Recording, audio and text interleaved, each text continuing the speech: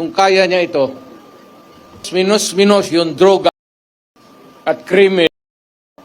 Ngayon, meron isang presidente na talagang bangag.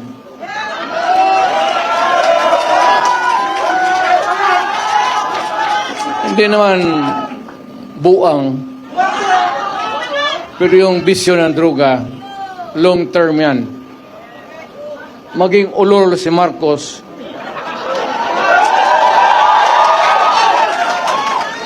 kung maybe constant heroin, aabot pa siguro siya ng 80. Pero pagdating sa panahon na yan, hindi na siya gumagalaw. Either nakatindig lang yan sa kwarto niya o natutulog. Well, yung pinapairal natin na law and order, kung kaya niyang putang ina.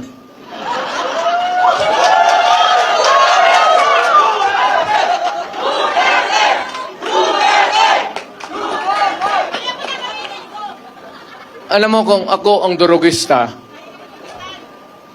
kung may gano'n ako, at bakit sa utak ko, bakit hindi? Total, kasama ko naman sa presidente sa hit-hitan. So, yung, baski yung mga pulis, pati military, medyo, ano sila?